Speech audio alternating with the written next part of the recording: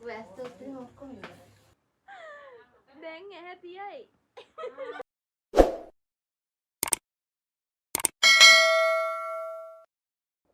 Hi ළමයි හැමෝටම සුබ අලුත් අවුරුද්දක් වෙන්න කියලා මම පටන් ගන්නවා මගේ අවුරුදු ව්ලොග් එක. පටන් ගද්දිම බලන්නකො මොකද්ද මේ බබා කරලා තියෙන්නේ කියලා. ඕගොල්ලන්ට මතකයිනේ අපි පොඩි කාලේ නම් අවුරුදු උත්සව හොයා යනවා.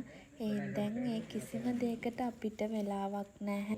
ඒ වගේම අපිට දැන් යන්න එහෙම ලොකු ආසාවකුත් හිතට එන්නේ නැහැ. මන් දන්නේ මං හරිද කියලා. හැබැයි මේක අපේ පවුලේ එකක් නිසා මම හරිම ආසාවෙන් සහභාගී වුණා. මේ ඉන්නේ අපේ අවුරුදු උත්සවයේ ඕගනයිසර්. අපි පොල් තෙල් පහන් පත්තු කරලා ආගමික වතාවත් ඉටු කරලා සාමාන්‍ය අවුරුදු උත්සවයක් වගේම අපි එක පටන් ගත්තා. මේ අපේ පුංචිලාගේ වත්ත. යාළගේ ගෙදර තියෙන හරිම ලස්සන තැනක. එතන තමයි අපි අවුරුදු උත්සවයේ තිබුණේ. අන්න බලන්නකො ඉතින් අපේ වැඩිහිටි කොල්ලෝ කෙල්ලන්ගේ ගැම්ම.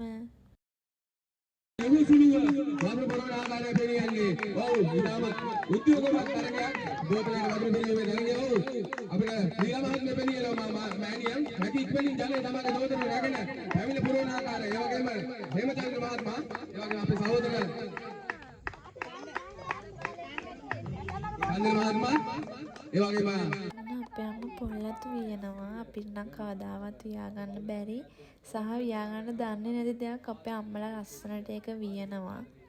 ඒ වගේම අපේ අම්ම මේකෙන් දිනුවා.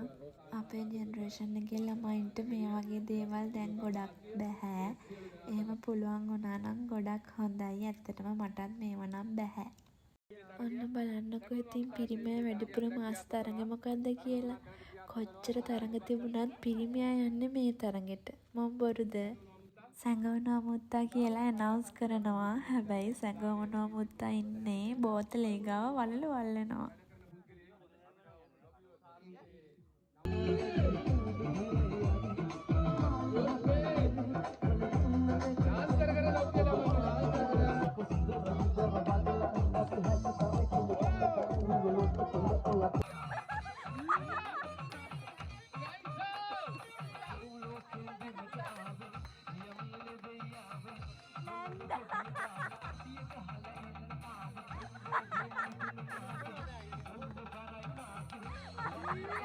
අන්න ඊළඟට බලන්නකො දෙමස්සිනාලගේ සටන. දෙමස්සිනා අතර තරගය පැවැත්වෙන්නේ වෙරළු කන්දේ සිට කොට්ටපොරය ගැසීමේ තරගය.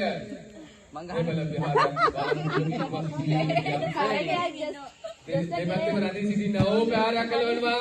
ඔව් රාගෝ එක මිනිහක ඔව්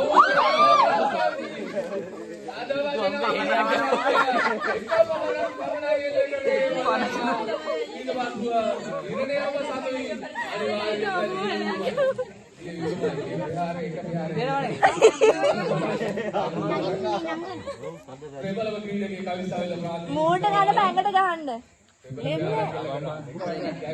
ඔයාත් ගහන්නනේ සත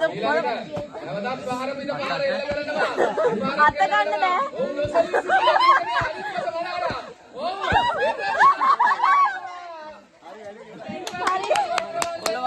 තව ගේම්ස් ගොඩක් තිබුණා. මට ඒ වගේ වීඩියෝ ක්ලිප්ස් ගන්න බැරි වුණා. මෙන්න මෙහෙම ඉතින් අපේ අවුරුදු උත්සවය ඉවර වුණා. මේ බලන්නකො 3 sisters ලා. ඇත්තටම 3 sisters නේ මේ නෑනලා තුන්දෙනාගේ සහයෝගය. සින්දුව නම් අහන්න බෑ. හැබැයි ඉතින් ඒගොල්ලන්ගේ සහයෝගයට අපි ගරු කරන්න ඕනනේ. ඉතින් මගේ වීඩියෝ එක මෙතනින් ඉවරයි. මම ආයෙත් ඔයගොල්ලන්ට සුබ අලුත් අවුරුද්දක් වේවා කියලා ප්‍රාර්ථනා කරනවා. බයි.